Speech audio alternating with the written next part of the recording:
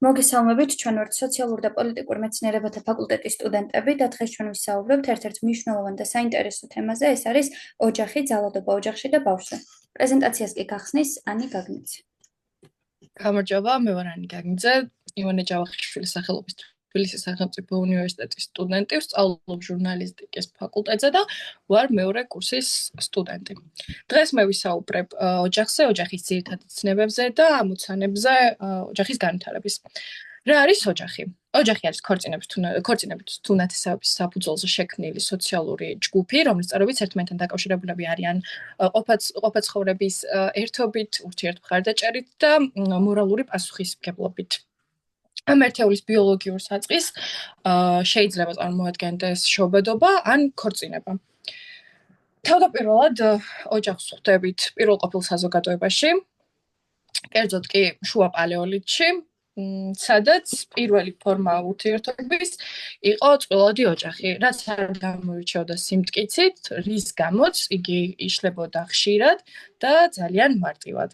ამას განაპირობებდა ის ფაქტიც, რომ ოჯახის განვითარების ამ საფეხურზე ერთადერთ ფორმას წარმოადგენდა გვარი. ახლა კი მინდა გადავიდე ოჯახის ძირითად ცნებებზე და თითოეული მათგანი მოკლედ და კონკრეტულად განვარტო. პირველი ოჯახის ჰომოესტაზი. თითოეული ოჯახი მიდრეკილია იმისაკენ, რომ იყოს წონასწორობის მდგომარეობაში და წონასწორობის მდგომარეობა შეინარჩუნოს მაქსიმალურად კარგად. თითოეული წევრი ოჯახში ცდილობს, რომ ჰომოესტაზის მდგომარეობა, წონასწორობის მდგომარეობა შეინარჩუნოს და აღადგინოს. მათი პრობლემური ქცევაც ხანდახან დაკავშირებულია სწორედაც რომ ჰომოესტაზის აღდგენისა და შენარჩუნების მცდელობებთან. შემდეგ მოდის იდენტიფიცირებული პაციენტი. იდენტიფიცირებული პაციენტი არის პაციენტი, რომლის პრობლემური ქცევის გამოც ოჯახი მიდის თერაპევტთან, მაგრამ რეალურად პაციენტის პრობლემური ქცევა ასახავს ოჯახში მიმდინარე დისფუნქციურ პროცესებს, მოგწიეთ. შემდეგი გვაქვს ტრიანგულაცია. ოჯახის ორ წევრს შორის დაპირისპირებაში მესამე პირის ჩარევა სტაბილიზაციის მიზნით, რაც დისფუნქციურია მხოლოდ იმ შემთხვევაში, თუ კი ამ პროცესს ეძლევა რეგულარული ხასიათი. შემდეგი ჩვენ გვაქვს ამ ჩამონათვალში ოჯახის საზღვრები. როგორც ვიცით, ოჯახები უფრო დიდ გარემოშიც არიან ჩართულები და ამ ოჯახებს სხვადასხვა ნიშნით განვსხვავებთ. ამჯერად ჩვენ შეგვიძლია საზღვრის მიხედვით განვსხვაოთ ოჯახები. შეიძლება შეგვხვდეს ჩაკეტილი, გახსნილი და შემთხვევითი საზღვრების მქონე ოჯახები. კვლევებმა აჩვენა, რომ ყველაზე მარტივად და კარგად ფუნქციონირებს ის ოჯახები, რომელსაც აქვთ მოქნილი საზღვრები. მაგრამ დისფუნქციის განვითარების ყველაზე დიდი შანსი აქვთ ოჯახებს, რომლებსაც აქვთ შემთხვევითი საზღვრები. მეხუთე ჩვენს ჩამონათვალში არის ოჯახური ქვესისტემა. ეს არის ოჯახის პატარა ერთეული, რომელიც ეფუძნება რაიმე განმასხვავებელ ნიშანს. ეს ნიშანი შეიძლება იყოს ფუნქცია, თაობა, ასაკი, სქესი. ასეთი ქვესისტემებია მაგალითად და-ძმის, დედა-შვილის და თუნდაც ცოლ-ქმრის. შემდეგი გვაქვს ოჯახური როლები. თითოეულ ოჯახის წევრს აქვს, რა თქმა უნდა, რაღაც გარკვეული როლი. შეიძლება რამდენიმეც კი. ეს როლები გაერთიანებულია ოჯახის სტრუქტურაში და თითოეული მათგანი შედგება გარკვეული მოსალოდნელი დასაშვები და აკრძალული ქცევისაგან. და ბოლოს ჩვენ შეგვიძლია შევეხოთ უფროს ბავშვს. ბავშვი, რომელსაც ოჯახში დაევალა უმცროს და-ძმებზე ზრუნვა. ან მშობლის სხვა ფუნქციის ათვისება. ეს ნორმაა მაშინ, როდესაც საქმე ეხება ოჯახს, სადაც მშობელი არის მარტოხელა და თანაც მრავალშვილიანი. მაგრამ დისფუნქცია მაშინ, როდესაც ბავშვისთვის ფუნქციების მინიჭება მაშინ ხდება, როდესაც მშობელმა მოულოდნელად უეცრად გადაწყვიტა უარი თქვას საკუთარი ფუნქციების შესრულებაზე.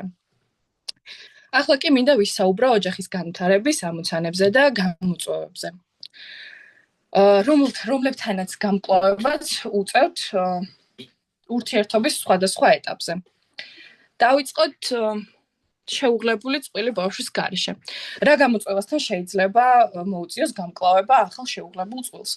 თუნდაც წარმატებული ურთიერთობის ჩამოყალიბებასთან, ორსულობასთან, ნათესავებთან და მშობლებთანაც კი. ოჯახი ჩვილი ბავშვით. ამ დროს წყვილს უწევს შეგვოს ჩვილი ბავშვის ახლდას და პროცესებს, რომელიც ჩვილი ბავშვის ყოლას მოყვება. ოჯახი ბაღის ასაკში. ამ ასაკის ბავშვის მოთხოვნილებებთან შეგუებაც ერთ-ერთი გამოწვევაა, რომელთან შეჭრებაც მოუწევს წყვილს. ენერგიის გადანაწილება და დროის ნაკლებობისთვის თავის გართმევა. ოჯახი 6-დან 13 წლამდე ბავშვებით. ეს არის სკოლის ასაკი, რა დროსაც მშობელს უწევს სკოლის ასაკის ბავშვის პრობლემებთან გამკლავება და ბავშვის განათლებაზე ზრუნვა, რაც დამეთანხმებით, რომ ალბათ ძალიან მნიშვნელოვანია ამ ასაკში. შემდეგი გვაქვს ოჯახი მოზარდით. მოზარდობის ასაკი დაახლოებით 13-დან 20 წლამდეა და თავისუფლებისა და პასუხისმგებლობის ბალანსირებას მოითხოვს და ასევე შესაძლოა მშობელმა დაიწყოს საკუთარ წინსვლაზე ფიქრი, საკუთარ კარიერულ განვითარებაზე და ასე შემდეგ. გადავიდეთ ახალგაზრდა შვილებით ოჯახებზე, სადაც შვილების ოჯახიდან წასვლის დრო დგება და ამასთან შეგუება უწევთ მშობლებს, რათა შვილის ოჯახიდან წასვლის შემდეგ შენარჩუნდეს სითბო და კარგი ურთიერთდამოკიდებულება ოჯახში. შუახნის მშობლები. წყვილის ურთიერთობის გაძლიერების დრო არის ამ პერიოდში, უფროს და უმცროს თაობებს შორის ურთიერთობის შენარჩუნება, რაც მთავარია და ბავშვების გარეშე სირთულეების აღმოფხვრა. და ბოლოს მინდა შევეხო ოჯახს მოხუცებულობაში, სადაც უკვე მოლოდინი გაქვს საყვარელი ადამიანის დაკარგვის და ამ ყველაფერთან ერთად უნდა შეეგუო იმასაც, რომ გემატება ასაკი, ხდები პენსიონერი და საჭიროა შეეგუო ამ ყველაფერს. მე მგონი საბოლოოდ დავასრულე ჩემი ნაწილი ამ პრეზენტაციაში, სულ ეს იყო ოჯახის გამოწვევები, ამოცანები და სიტყვას გადავცემ პატის. მადლობა ანი. მე ვარ ფატი ალანია, ვსწავლობ სოციოლოგიას, ვარ პირველ კურსელი და დღეს მე ვისაუბრებ რა საკეთებს ოჯახის სოციალური მუშაკი, მისი მოვალეობები და პასუხისმგებლობები და ასევე ოჯახის სოციალური მუშაკების ტიპები. მოკლედ დავიწყოთ. ოჯახის სოციალური მუშაკი უშუალოდ მუშაობს ინდივიდებთან, საზოგადოებასთან და ოჯახებთან, რათა გადაჭრას სხვადასხვა სოციალური და ემოციური გამოწვევები, რომელთა წინაშეც შეიძლება ისინი აღმოჩნდნენ. ოჯახის სოციალური მუშაკების მიზანია გააძლიეროს ოჯახის ფუნქციონირება, ასევე გააძლიეროს ურთიერთობები და შექმნას უსაფრთხო და მზრუნველი გარემო ყველა ასაკის ინდივიდისთვის. ოჯახის სოციალური მუშაკის როლი მოიცავს შეფასებების ჩატარებას, ოჯახების საჭიროებებისა და პრობლემების იდენტიფიცირებისთვის, ინტერვენციის გეგმების შემუშავებასა და მის განხორციელებას, კონსულტაციასა და თერაპიის სერვისების მიწოდებას. ისინი მჭიდროდ თანამშრომლობენ ოჯახებთან ისეთი საკითხების გადასაჭრელად, როგორიცაა მშობლების სირთულეები, ოჯახში ძალადობა, ნარკომანია, ფსიქიკური ჯანმრთელობის პრობლემები, ბავშვთა კეთილდღეობა და კრიზისული სიტუაციები. ოჯახის სოციალური მუშაკები ასევე თანამშრომლობენ სხვა პროფესიონალებთან და საზოგადოების რესურსებთან, რათა უზრუნველყონ, რომ ოჯახებმა მიიღონ საჭირო მხარდაჭერა და მომსახურება გამოწვევების დასაძლევად და მათი ცხოვრების საერთო ხარისხის გასაუმჯობესებლად. მოვალეობები და პასუხისმგებლობები. ოჯახის სოციალური მუშაკის მოვალეობები და პასუხისმგებლობები შეიძლება განსხვავდებოდეს მათი კონკრეტული როლის წყობისა და მოსახლეობის მიხედვით, რომელსაც ემსახურებიან, თუმცა აქ არის რამდენიმე საერთო პასუხისმგებლობა. მოდით გავიაროთ თითოეული მათგანი და ასევე გავშალოთ ეს თემა. პირველი ჩვენ გვაქვს შეფასებების ჩატარება. ოჯახის სოციალური მუშაკები პასუხისმგებელნი არიან ყოვლისმომცველი შეფასებების ჩატარებაზე, ოჯახების ძლიერი მხარეები, საჭიროებები მიღებისა და გამოწვევების დასადგენად. ისინი აგროვებენ ინფორმაციას ინტერვიუებისა და დაკვირვების და შეფასებების მეშვეობით, რათა გაიგონ ოჯახის დინამიკა, ურთიერთობები და ნებისმიერი სხვა რისკის ფაქტორი. შემდეგი რაც გვაქვს, ეს არის ინტერვენციის გეგმების შემუშავება. შეფასების შედეგების საფუძველზე ოჯახის სოციალური მუშაკები თანამშრომლობენ ოჯახის ინდივიდუალური ინტერვენციის გეგმების შემუშავებისთვის. ეს გეგმები ასახავს კონკრეტულ მიზნებს, სტრატეგიებს და რესურსებს გამოვლენილი პრობლემების გადასაჭრელად და ოჯახის უკვე სრულ სისტემაში მოყვანისთვის არის ეს აუცილებელი. შემდეგი გვაქვს კონსულტაციისა და თერაპიის უზრუნველყოფა. ოჯახის სოციალური მუშაკები სთავაზობენ კონსულტაციისა და თერაპიის მომსახურებას ინდივიდებს, წყვილებს თუ ოჯახებს. ისინი იყენებენ მტკიცებულებებზე დაფუძნებულ თერაპიულ მიდგომებს, რათა დაეხმარონ კლიენტებს, შეიმუშავონ დაცლების ეფექტური სტრატეგიები, გააუმჯობესონ კომუნიკაციის უნარები, მოაგვარონ კონფლიქტები და ასევე გააძლიერონ ურთიერთობები. შემდეგი რაც გვაქვს, ეს არის ადვოკატირება და საქმის მართვა. ოჯახის სოციალური მუშაკები ხარს უჭერენ თავიანთი კლიენტების უფლებებსა და კეთილდღეობას სხვადასხვა სისტემაში. მათ შეუძლიათ დაეხმარონ ოჯახებს საზოგადოების რესურსების წვდომაში. ეს არის მაგალითად ჯანდაცვა, საყოფაცხოვრებო და საცხოვრებელი ადგილის ძებნა, განათლება და ფინანსური დახმარება. ისინი ასევე უზრუნველყოფენ საქმის მენეჯმენტის სერვისების კოორდინირებით, რეფერალებითა და ოჯახის მოვლაში ჩართულ სხვა პროფესიონალებთან თანამშრომლობენ. და ამით ეხმარებიან იმ ოჯახებს, რომლებსაც ნამდვილად სჭირდებათ დახმარება. შემდეგი რაც გვაქვს, ეს არის კრიზისული ინტერვენცია. რას მოიცავს ახლა ეს? კრიზისის ან საგანგებო სიტუაციების დროს ოჯახის სოციალური მუშაკები უზრუნველყოფენ დაუყოვნებლივ დახმარებას და ჩარევას. ისინი აფასებენ უსაფრთხოების რისკებს, შეიმუშავებენ უსაფრთხოების გეგმებს და აკავშირებენ ოჯახის სიტუაციას. და ასევე სასწრაფო სამსახურებს და რესურსებთან არის ეს ყველაფერი ასოცირებული. შემდეგი რაც გვაქვს, ეს არის თანამშრომლობა და კოორდინაცია. ოჯახის სოციალური მუშაკები თანამშრომლობენ სხვა პროფესიონალებთან, როგორიც არის მაგალითად პედაგოგები, ჯანდაცვის პროვაიდერები, ფსიქიკური ჯანმრთელობის სპეციალისტები, იურიდიული პროფესიონალები. ისინი ამით უზრუნველყოფენ ყოვლისმომცველი მიდგომების, ოჯახის საჭიროებების დასაკმაყოფილებლად. ისინი აქტიურად მონაწილეობენ მულტიდისციპლინურ გუნდებში და შემთხვევის კონფერენციებში სერვისების კოორდინაციისთვის და მათი კლიენტების საუკეთესო და უფრო ინტერესული ადვოკატირებისთვის. შემდეგი რაც გვაქვს, ეს არის დოკუმენტაცია და ანგარიშება. ოჯახის სოციალური მუშაკები აწარმოებენ ზუსტ და კონფიდენციალურ ჩანაწერებს კლიენტებთან ურთიერთობისას, შეფასების დროს, ინტერვენციებისა და პროგრესის შესახებ. ისინი იცავენ ეთიკურ მითითებებს და საკანონმდებლო მოთხოვნებს დოკუმენტაციის მოხსენებისა და კონფიდენციალურობის შესახებ. შემდეგი და ბოლო რაც გვაქვს, ეს არის შეფასება და შემდგომი დაკვირვება. ოჯახის სოციალური მუშაკები აკონტროლებენ და აფასებენ ინტერვენციების ეფექტურობას და საჭიროებისამებრ არეგულირებენ გეგმებს.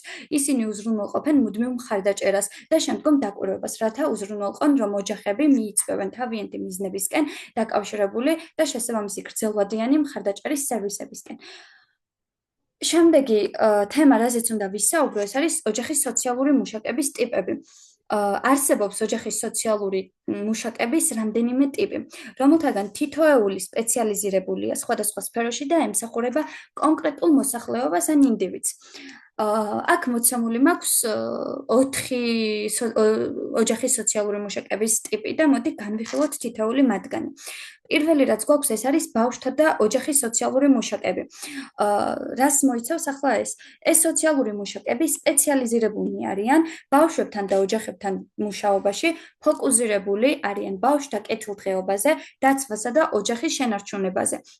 ისინი შეიძლება ასევე იყვნენ ჩართულნი ძალადობის ან უგულებელყოფის ბრალდებების გამოძიებაში, კრიზისში მყოფი ოჯახებისთვის დახმარების გაწევაში და გაერთიანების ან შვილად აყვანის პროცესის ხელშეწყობაში.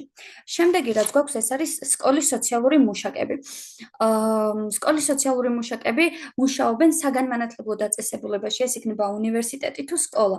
სტუდენტებისა და მათი ოჯახების მხარდასაჭერად ისინი ეხებიან ისეთ საკითხებს, როგორიც აქ ცევითი პრობლემები ან აკადემიური გამოწვევები, სოციალურ-ემოციური განვითარება და ასე შემდეგ. ისინი ამით იკვლევენ ადამიანის მოსწავლის სოციალურ და ემოციურ ფონს, ასევე ოჯახის დინამიკას და ეხმარებიან ბავშვებს იმისთვის, რომ უფრო ჩართულები იყვნენ და მოტივირებულები იყვნენ სასწავლო პროცესებში. შემდეგი პროცესი ტიპი, რომელიც განხილული მაქვს, ეს არის სამედიცინო სოციალური მუშაკები. კერძოდ, სამედიცინო სოციალური მუშაკები მუშაობენ ჯანდაცვის დაწესებულებებში, როგორიცაა მაგალითად საავადმყოფოები, კლინიკები და ასე შემდეგ. ისინი დახმარებას უწევენ პაციენტებსა და მათ ოჯახებს, ეხმარებიან მათ სამედიცინო სისტემაში, ნავიგაციაში, რესურსებზე წვდომაში, ავადმყოფების ან ინვალიდების გამკლავებაში და მათ ჯანმრთელობის მდგომარეობასთან დაკავშირებული ფსიქოსოციალური საჭიროებების დაკმაყოფილებაში. და ბოლო, რაც უნდა განვიხილო, ეს არის გერიატრიული სოციალური მუშაკები. გერიატრიული სოციალური მუშაკები სპეციალიზირებულნი არიან ხანდაზმულებთან და მათ ოჯახებთან მუშაობაში. ისინი ასევე განიხილავენ დაბერებას, გრძელვადიან ზრუნვას, მომლელთა მხარდაჭერას, სიცოცხლის ბოლომდე დაგეგმვას და საზოგადოების რესურსებზე წვდომას, რომელიც ხელს უწყობს ხანდაზმულთა კეთილდღეობასა და დამოუკიდებლობას. სულ ეს იყო, მადლობა ყურადღებისთვის. მოგესალმებით, მე ვარ თათია ბუხრაშვილი, ჟურნალისტიკის პირველი კურსის სტუდენტი და მე ვისაუბრებ ოჯახის ძალადობის სახეებსა და მის გამომწვევ მიზეზებზე. ოჯახის ძალადობის სახეები არის ფიზიკური, სექსუალური, ფსიქოლოგიური და ეკონომიკური. ფიზიკური ძალადობა არის ნებისმიერი სახის ფიზიკური ზიანი, იქნება ეს ცემა, წამება, ჯანმრთელობის დაზიანება, თავისუფლების უკანონო აღკვეთა ან ისეთი მოქმედება, რომელიც იწვევს ფიზიკურ ტკივილს ან ტანჯვას. სექსუალური ძალადობა არის გაუპატიურება, იძულებითი ან ძალადობრივი ურთიერთობა, იძულებითი სექსუალური კავშირი ან სექსუალური შევიწროება მსხვერპლის ნების საწინააღმდეგოდ. ასევე გვაქვს ფსიქოლოგიური ძალადობა, რომელიც არის შეიძლება იყოს სიტყვიერი, ემოციური, ფსიქოლოგიური, მაგალითად რეგულარული მუქარა, ფიზიკური ან სექსუალური ძალადობით მუქარა, შვილების წართმევით მუქარა, დამცირება, დევნა, შეურაცხყოფა, ან მეგობრებთან და ოჯახის წევრებთან ურთიერთობის აკრძალვა. და ბოლოს არის ეკონომიკური ძალადობა, ეს არის ნებისმიერი ქმედება, რომელიც მიზნად ისახავს მსხვერპლის დაქვემდებარებას. ამ შემთხვევაში მოძალადე ფინანსურ უპირატესობას, ასე რომ ვთქვათ, იარაღად იყენებს. მაგალითად, შეიძლება იყოს შემოსავლის დამალვა, მსხვერპლის შემოსავლის ჩამორთმევა, რათა მსხვერპლი მაქსიმალურად დამოკიდებული გახდეს მოძალადეზე. რაც შეეხება ოჯახში ძალადობის გამომწვევ მიზეზებს, ისინი არაერთგვაროვანია, თუმცა ძირითადად ამის მიზეზი არის გენდერული უთანასწორობა ქალს და კაცს შორის და არასწორი საზიანო წარმოდგენები მასკულინობაზე. ოჯახის ძალადობის კუთხით არ არსებობს ტიპიური მოძალადე, თუმცა მკვლევარებმა დაადგინეს, რომ ოჯახის ძალადობის ჩამდენი პირები ხშირად იყენებენ ფიზიკურ და ფსიქოლოგიურ ძალადობას, ფიქრობენ, რომ საკუთარ სახლში აქვთ ყველაფრის უფლება, აქვთ გარკვეული წარმოდგენები, როგორც უკვე აღნიშნე მასკულინობაზე და თვლიან, რომ ნამდვილი მამაკაცი უნდა იყოს მტკიცე და მან უნდა მიიღოს ოჯახში ყველა მნიშვნელოვანი სახის გადაწყვეტილება. ისინი არ იღებენ პასუხისმგებლობას თავიანთ ქმედებებზე და ფიქრობენ, რომ მათი ქცევა პროვოცირებული იყო საყვარელი ადამიანების ან გარემოებების მიერ. ასევე ცდილობენ გაამართლოს თავიანთი ჩადენილი დანაშაული და დააბრალონ ის ალკოჰოლს ან სტრესს. ასევე ცდილობენ მოახდინონ ჩადენილი დანაშაულის მინიმიზაცია, ან გაამართლონ, ან საერთოდ უარყვონ ძალადობა და მათი გავლენა დანარჩენი ოჯახის წევრებზე. აქ ასევე გვაქვს ოჯახის ძალადობის სტატისტიკა, ეს არის 2024 წლის 1 იანვრიდან 30 სექტემბრის ჩათვლით შემაკავებელი ორდენები, როგორც ხელთა არის სხვა რაიონის მიხედვით. თუმცა რომ შევაჯამოთ, ამ პერიოდში გამოწერილი შემაკავებელი ორდენების რაოდენობა შეადგენს 6653-ს. რაც შეეხება მსხვერპლების რაოდენობას, მამრობის სქესის შემთხვევაში ეს არის 916, ხოლო ქალბატონების შემთხვევაში 5125, ხოლო მოძალადეების შემთხვევაში მამრობის სქესის მოძალადეები არიან 4862, ხოლო ქალბატონები 934. მე დავასრულე, მადლობა ყურადღებისთვის. მადლობა თათია. პრეზენტაციის დასკვნით ნაწილში არქის ჩარძე სოციალურ და პოლიტიკურ მეცნიერებათა ფაკულტეტის ჟურნალისტიკისა და მასობრივი კომუნიკაციის მიმართულების სტუდენტი ვისაუბრებ ბავშვთა მიმართ ძალადობის შესახებ. ბავშვთან მიმართ ძალადობაზე სანამ ზოგადად უშუალოდ ამ თემაზე გადავალთ, მანამდე მინდა განვმარტო, რომ ბავშვად მოიაზრება ის ადამიანი, რომელსაც არ მოუღწევია 18 წლის ასაკამდე. ბავშვთან მიმართ ძალადობა საკმაოდ კომპლექსური საკითხია, რომელიც მოითხოვს საკმაოდ კომპლექსურ ცოდნასაც. ზოგადად ძალადობა ბავშვისთვის არის მატრამვირებელი ქცევა, რომელიც შეიძლება გამოვლინდეს სხვადასხვა ფორმით. ეს შეიძლება იყოს მუქარა, დამცირება, დაშინება, პირადი საკუთრების ხელყოფა, სექსუალური ექსპლუატაცია. ძალადობა შეიძლება გამოვლინდეს ყველგან, ამას არ აქვს არც ქონებრივი ცენზი, ამას არ აქვს არც რაიმე ტიპის ქვეყნის ასე ვთქვათ სტატუსი. მაგალითად შეიძლება მოხდეს როგორც დემოკრატიულ ქვეყანაში, ასევე სხვა ტიპის ქვეყანაში. შეიძლება მოხდეს როგორც განვითარებად, ასევე განვითარებულ ქვეყანაში. ბავშვთან მიმართ ძალადობის ძირითადად 4 ფორმას გამოყოფენ. ეს არის ფიზიკური ძალადობა, ეს არის ემოციური, ანუ ფსიქოლოგიური ძალადობა, სექსუალური ძალადობა და უგულებელყოფა. რომ მიმოვიხილოთ ფიზიკური ძალადობა, ეს არის ნებისმიერი ზემოქმედება, რომელიც შეიძლება იწვევდეს რაიმე ტიპის ტკივილს. და შეუძლია გამოიწვიოს ასევე სხეულის სხვადასხვა სიმძიმის დაზიანება. ეს შეიძლება იყოს ხელის დარტყმა, ხელის ყვრა, სხეულის დაზიანება, ტრავმის მიყენების მცდელობა. ფიზიკურ ძალადობას ასევე მიეკუთვნება ისეთი ტიპის ძალადობა, რომელსაც აქვს აღმზრდელობითი დატვირთვა, რაც საკმაოდ რთულია, რადგან აღმზრდელობითი მიზნით მიყენებული ფიზიკური ზიანიც არის ტრავმა, ანუ ფიზიკური ძალადობა, რომელიც ბავშვს მყავს ტოვებს. ეს კვალი შეიძლება იყოს როგორც ფიზიკური, ასევე სხვა ტიპის, მაგალითად ემოციური. რაც შეეხება ემოციურ ძალადობას, ეს არის სიტყვიერი ზემოქმედება ბავშვზე, რაც იწვევს შიშს, ხშირ შემთხვევაში დამცირებას, მარტოობას და ფსიქიკური ჯანმრთელობისთვის საზიანო, ასე ვთქვათ, მდგომარეობის პროვოცირებას.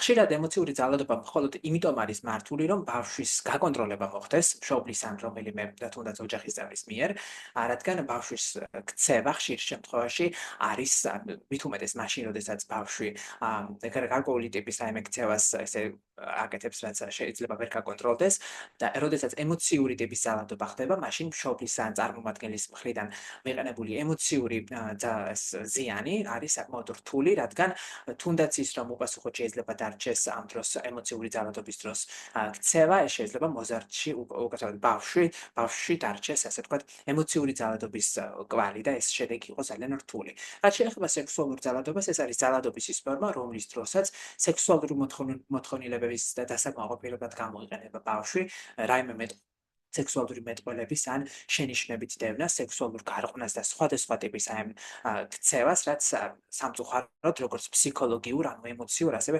ფიზიკურ ტრავმასაც იწვევს. რაც შეეხება უგულებელყოფას, ეს არის ბავშვისთვის სიცოცხლისთვის საჭირო, ან თუნდაც ჯანმრთელობისთვის და განვითარებისთვის საჭირო მოთხოვნილებებზე უარის თქმა, ნებისმიერი ან ეს შეიძლება იყოს მშობლის ან წარმომადგენლის მხრიდან და ამას ნებისმიერი და თუნდაც ყველა ობიექტური მიზეზის გარეშე შეიძლება ეწოდოს საკმაოდ ასეთი რთული ძალადობის ფორმა, ეს არის უგულებელყოფა, რომელსაც სამწუხარო შედეგებით შეიძლება ჰქონდეს.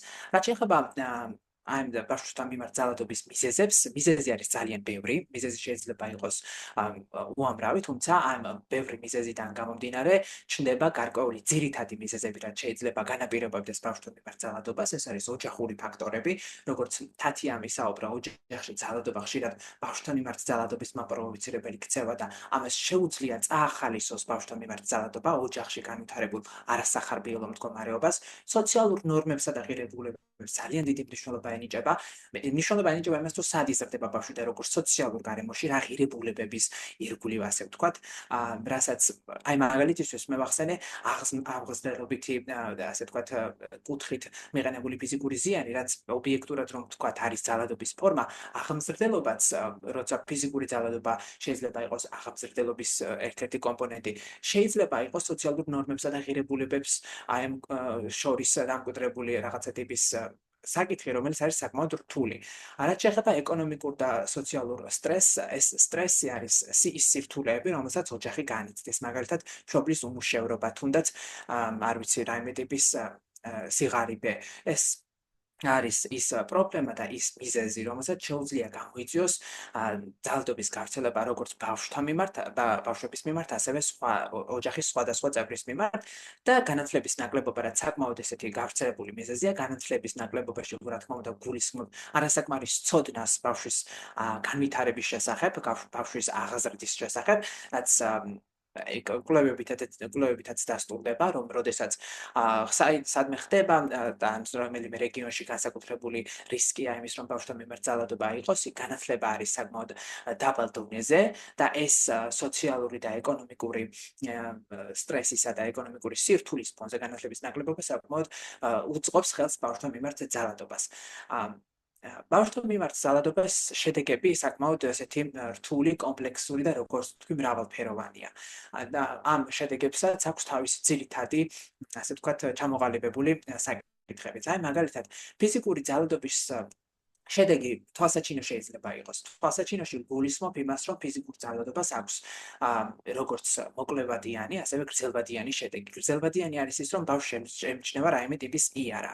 ხოლო მოკლევადიან შედეგში შეიძლება მივიჩნიოთ ფსიქოლოგიური წნეხი, რასაც ეს ფიზიკური ძალადობა იწვევს. ეს შეიძლება იყოს ქრონიკული, ასე ვთქვათ, რაიმე ტიპის დაზიანების, ფიზიკური დაზიანების გამოწვევა, პროვოცირებელი მიზეზიც. რაც შეეხება ფსიქოლოგიურ და ემოციურ ზიანს, რაც ფსიქოლოგიური ძალადობის შედეგად შეიძლება იყოს გამოწვეული, ბავშვებზე ძალადობა იწვევს ემოციურ ტრამვებს, რაც შემდეგ უკვე დეპრესიას და შფოთვას განაპირობებს.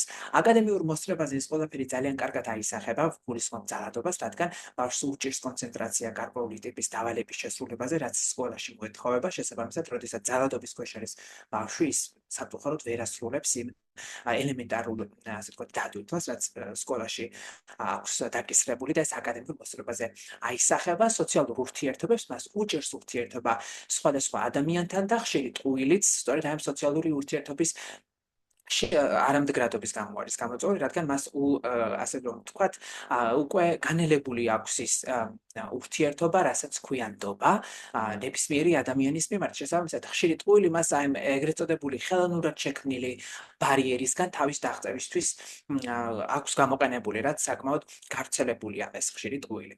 რაც შეეხება ბავშვთა მიმართ ძალადობის პრევენციას, ესეც როგორც ყველა სხვა საკითხი არის საკმაოდ მრავალფეროვანი, თუმცა პირველ რიგში აუცილებელია აღნიშნოთ ის საკანონმდებლო ჩარჩო, რომელიც არის გასაძლიერებელი როგორც ჩვენს ქვეყანაში, ასევე სხვადასხვა ქვეყნებში.